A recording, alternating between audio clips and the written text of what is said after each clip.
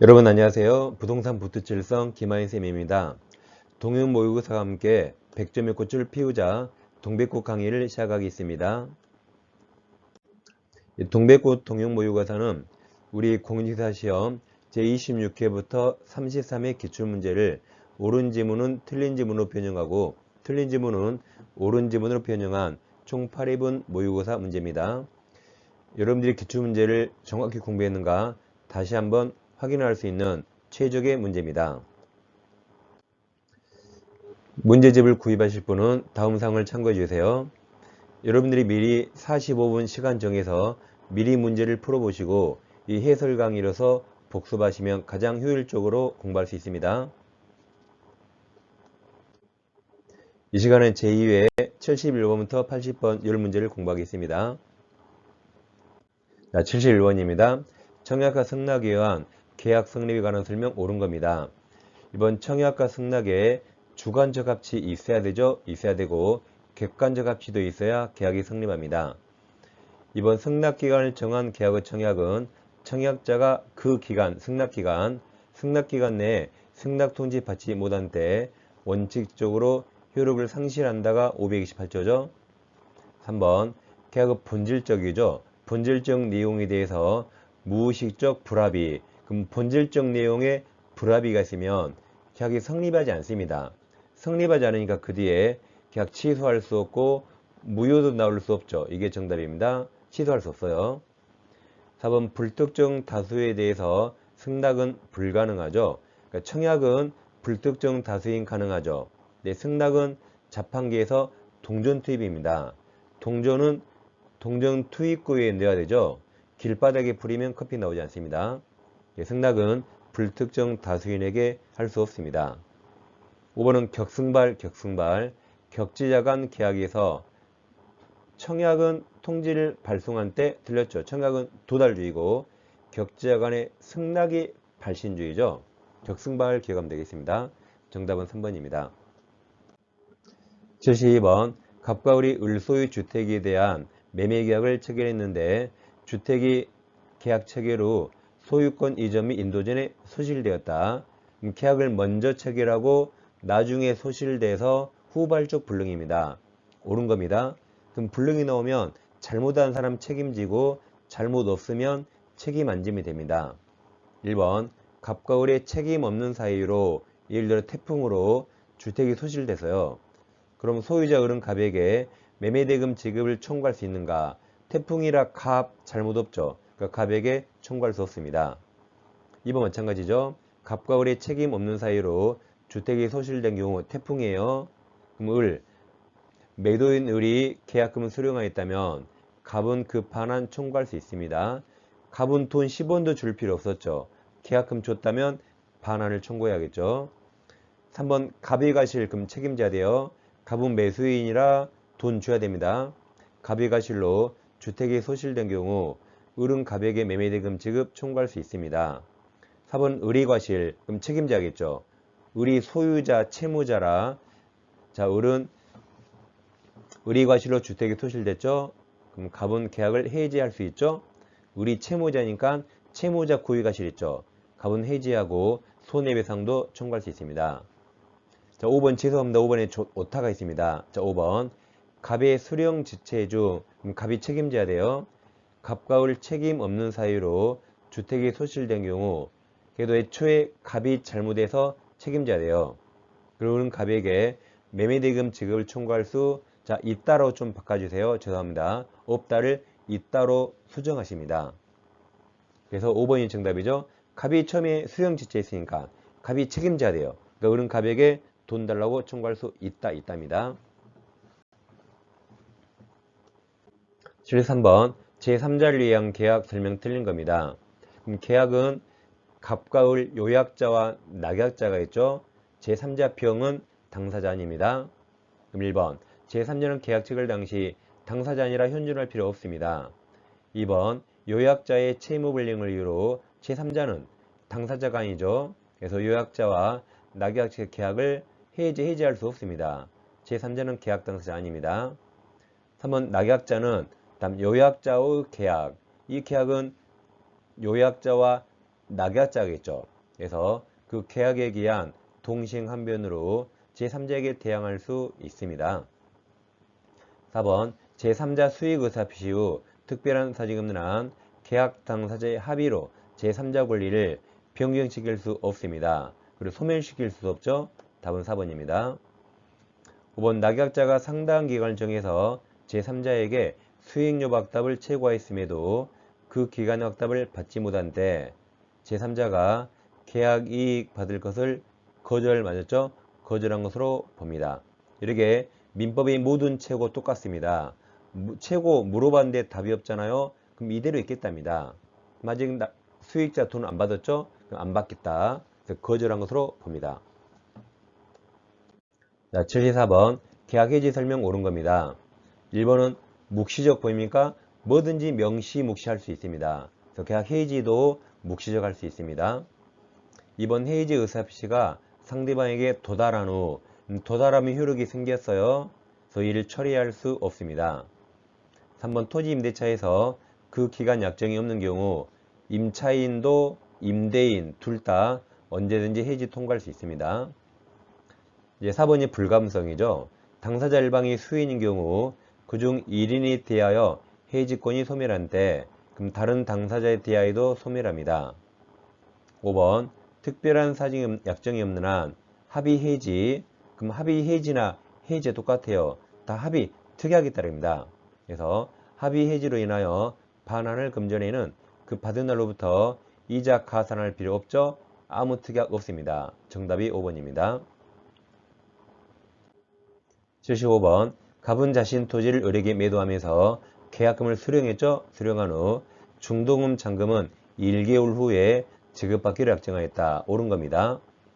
1번 갑을 사이의 계약금을 위약금으로 하는 특약할 수 있죠. 특약하면 이제 계약금이 위약금 성질을 갖습니다. 2번 갑과 을 사이 계약금 계약은 매매 계약의 종된 계약이죠.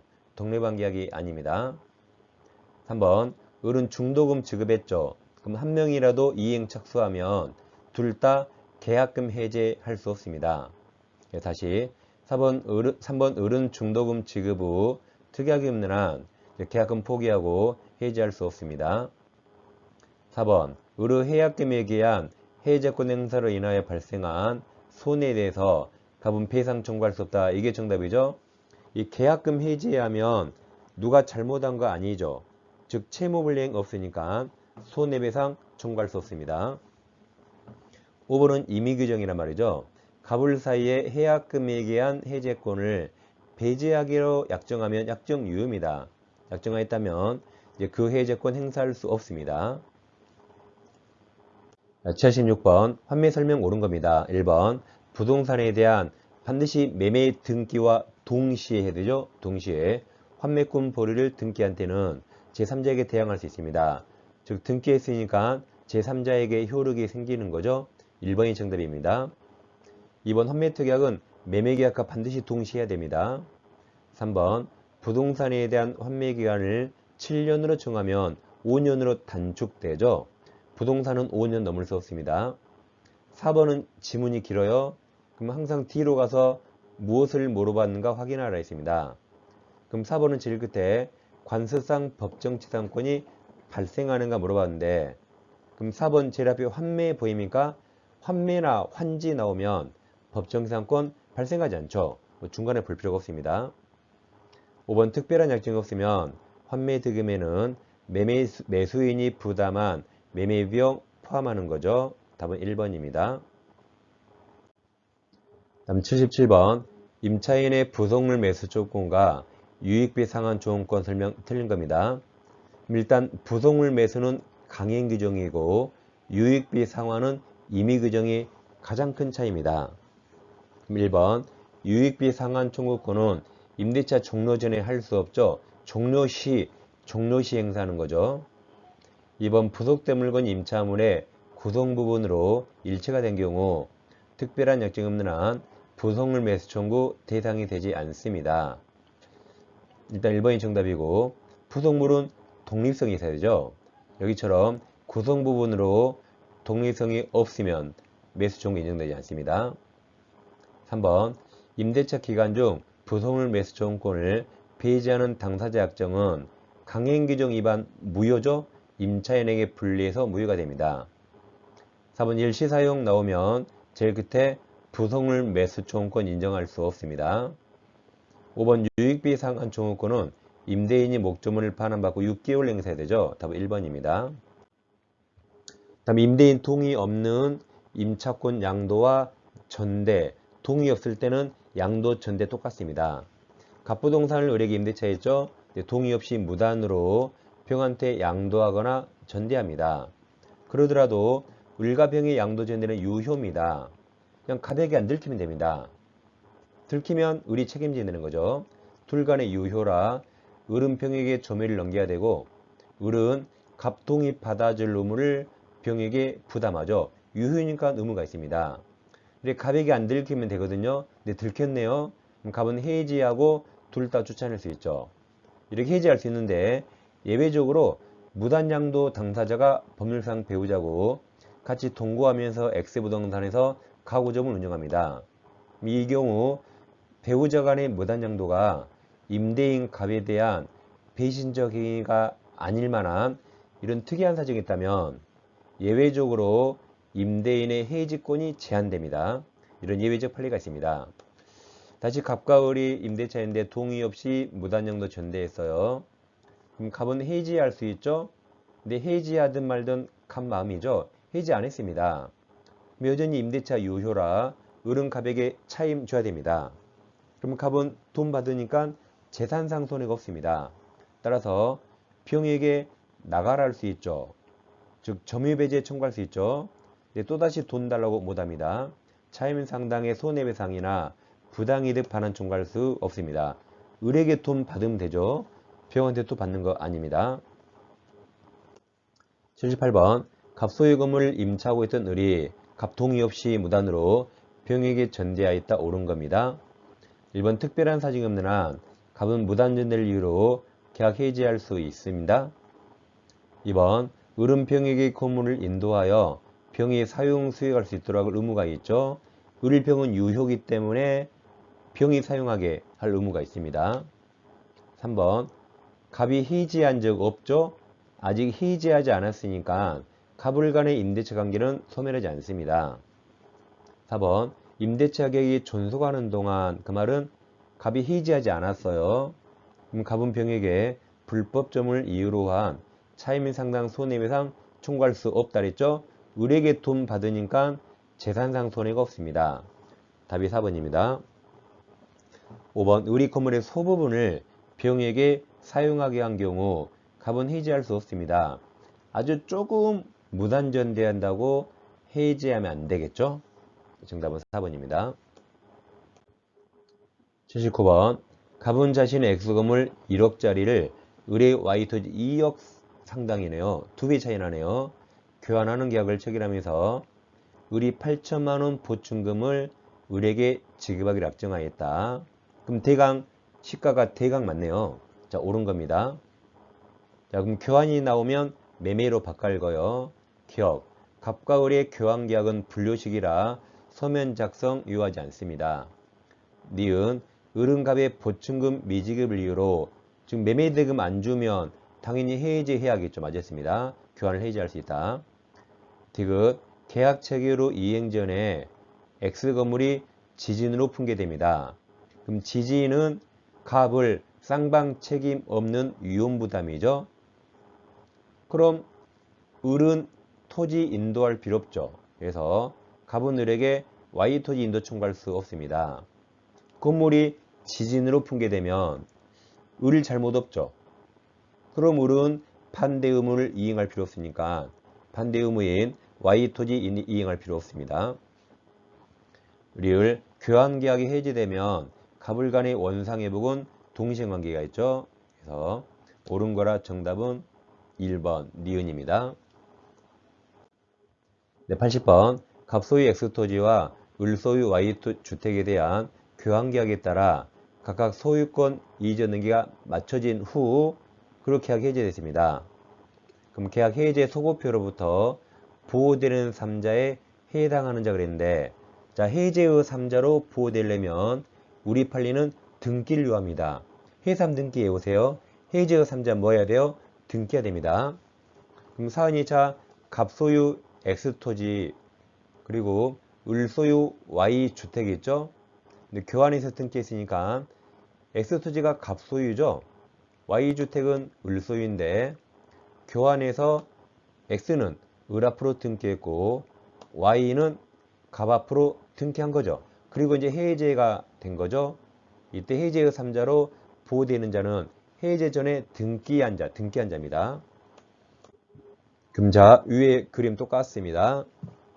야, 계약 해제 전 을로부터 X토지를 매수해서 소유권 이전 경로한 자, 등기한 자 보호됩니다. 해제 전에 등기했죠. 니은도 마찬가지예요. 계약 해제 전 을로부터 X토지를 매수해서 그에 기한 소유권 이전 청구권 보존을 위한 가등기에도 가등기했죠. 기억 니은 등기에서 다 보호됩니다. 위쪽 그림에서 해제가 지금 동그라미 4번으로 써있죠. 네 번째로 해제했습니다. 그럼 해제하기 전에 세 번째, 을로부터 토지를 매수해서 이전 등기한 기억 을로부터 매매하고 가등기한 니은 둘 다 세 번째라 4번 해제되기 전에 다 등기해서 둘 다 보호됩니다. 디귿 계약 해제 전 갑으로부터 주택을 임차하여 주임법상 대양록 갖추면 등기 대신 대양록 보여집니다. 위쪽 그림에서 갑과 병이 임대차하고 해제 전에 대양록권 갖췄죠. 그럼 보호됩니다. 그럼 리을 계약의 해제 전 X 토지네요. 토지상의 을의 신축 건물을 매수한 자. 그럼 X 토지를 해제했죠. 그럼 토지를 사서 등기해야 되죠. 토지가 아니라 그 지상의 건물은 토지와 별개죠.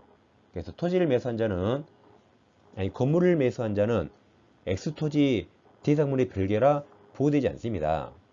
보호되려면 기억 니은처럼 토지를 사서 등기해야 돼요. 리을은 토지에 있는 건물은 별개라 보호되지 않습니다. 그래서 4번이 정답입니다.